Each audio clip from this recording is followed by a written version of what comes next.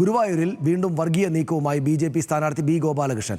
മുസ്ലിം നാമധാരികളായ ഗുരുവായൂർ എം.എൽ.എമാരുടെ പേരുകൾ ഉള്ള flex board സ്ഥാപിച്ചിരിക്കുകയാണ് BJP. സ്ഥാനാർത്ഥി.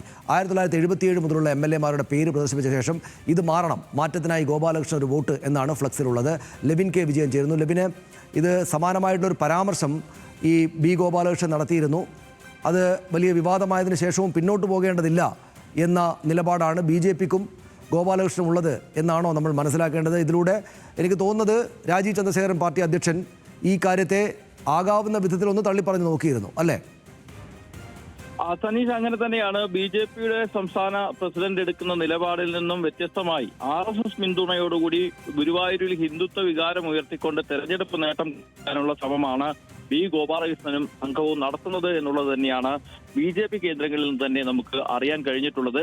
RSSന്റെ പരിപൂർണ പിന്തുണയോടുകൂടിയാണ് ഇതേ നിലയിലുള്ള പരാമർശങ്ങളും പ്രചാരണങ്ങളും അദ്ദേഹം തുടർന്നു പോകുന്നത് എന്നുള്ളതാണ് മനസ്സിലാക്കാൻ കഴിയുന്നത്. കഴിഞ്ഞ ഈ തെരഞ്ഞെടുപ്പ് ഘട്ടത്തിൽ, ആദ്യഘട്ടത്തിൽ ഇത്തരത്തിൽ വർഗീയ പരാമർശം നടത്തി അദ്ദേഹം വാർത്താ മാധ്യമങ്ങളിലൂടെ ശ്രദ്ധ നേടാൻ ശ്രമിച്ചപ്പോൾ തെരഞ്ഞെടുപ്പ് കമ്മീഷൻ ഇടപെടുകയും പരാതികൾ ഉണ്ടാവുകയും പരാതികളുടെ അടിസ്ഥാനത്തിൽ പോലീസ് കേസെടുക്കുകയും ചെയ്തിരുന്നു. പക്ഷേ അതിനുശേഷവും തെരഞ്ഞെടുപ്പിന്റെ അവസാനഘട്ട പ്രചരണങ്ങളിലേക്ക് എത്തുമ്പോൾ വീണ്ടും വർഗീയ കാർഡ് തന്നെ ഇറക്കി തെരഞ്ഞെടുപ്പിൽ കളം പിടിക്കാനുള്ള ഒരു നീക്കമാണ് അദ്ദേഹത്തിന്റെ ഭാഗത്ത് നിന്ന് നടക്കുന്നത് എന്നത് തന്നെയാണ് ഈ ഫ്ലെക്സ് ബോർഡുകളിൽ നിന്ന് കാണാൻ സാധിക്കുന്നത്.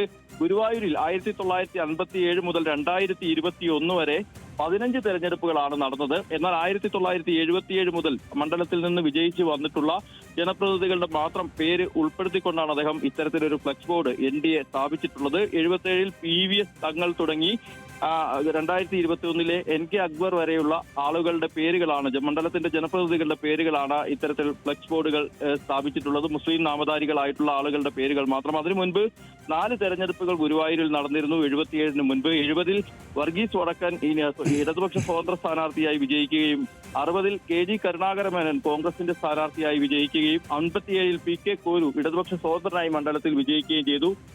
മുസ്ലിം നാമധാരികളല്ലാത്ത ആളുകൾ ഗുരുവായൂർ മണ്ഡലത്തിൽ നിന്നും തെരഞ്ഞെടുക്കപ്പെട്ടിട്ടുണ്ട്. പക്ഷേ അവരുടെയൊക്കെ പേര് വിവരങ്ങൾ ഉൾപ്പെടുത്താതെയും അവർ തെരഞ്ഞെടുത്ത വർഷങ്ങൾ ഉൾപ്പെടുത്താതെയുമാണ് ഈ വർഗീയ പരാമർശം എന്നുള്ള നിലയിൽ അദ്ദേഹം ഇത്തരത്തിലുള്ള പ്രചാരണങ്ങളിലേക്ക് കടക്കുന്നത്. 77 തുടങ്ങിയുള്ള MLA-മാരുടെ പോസ്റ്ററിനൊപ്പം പറയുന്നത്, നിങ്ങൾ കാണുന്നില്ലേ ഗുരുവായൂരിലെ ഈ MLA-മാർ ആരെല്ലാമാണെന്നുള്ള ചോദ്യത്തിലൂടെ പരോക്ഷമായി തന്നെ ഇത്തരത്തിൽ നേരിട്ട് വർഗീയത വിദ്വേഷ പരാമർശങ്ങൾ ആവർത്തിക്കുകയാണ് അദ്ദേഹം. പക്ഷേ തന്റെ ഭാഗത്തു നിന്നും യാതൊരു തെറ്റും സംഭവിച്ചിട്ടില്ല, ഈ തെരഞ്ഞെടുപ്പ് പെരുമാറ്റച്ചട്ടങ്ങൾ ഉണ്ടായിട്ടില്ല, ഇത് സത്യമായ കാര്യമല്ലേ പ്രചരിപ്പിച്ചിരിക്കുന്നത് എന്നുള്ള മറുവാദം ഉയർത്തിക്കൊണ്ടാണ് ഗോപാലകൃഷ്ണൻ പ്രചരണം നടത്തുന്നത്.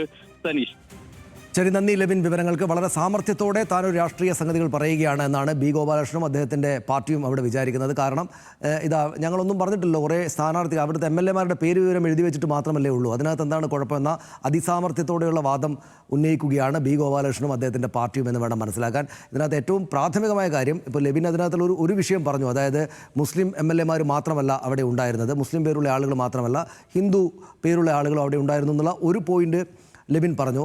പക്ഷേ പ്രധാനപ്പെട്ട പോയിന്റ് അതല്ല. ഇനിയിപ്പോൾ മുസ്ലിം നാമധാരികളായിട്ടുള്ള മുസ്ലിങ്ങളായിട്ടുള്ള MLA-മാർ മാത്രമായിരുന്നു അവിടെ ഉണ്ടായിരുന്നത് എന്ന് വെച്ചാൽ തന്നെ അതിനെന്താണ് കുഴപ്പം എന്ന് കേരളം സ്വാഭാവികമായിട്ടും ബി. ഗോപാലകൃഷ്ണനോട് ചോദിക്കും. അതായത് അതിപ്പോൾ ഏത് മതത്തിൽപ്പെട്ട ആളുകൾക്കും രാജ്യത്തെ ഏത് മണ്ഡലത്തിലും മത്സരിച്ചിട്ട് സ്ഥാനാർത്ഥികളാകാൻ, രാജ്യത്തെ നിയമങ്ങൾക്കനുസരിച്ച്, തെരഞ്ഞെടുപ്പിൻ്റെ നിയമങ്ങൾക്കനുസരിച്ച് സ്ഥാനാർത്ഥികളാകാനും മത്സരിക്കാനും വിജയിക്കാനും അവരെ തിരഞ്ഞെടുക്കാനും ഒക്കെയുള്ള അധികാരം ഉള്ളതാണ്.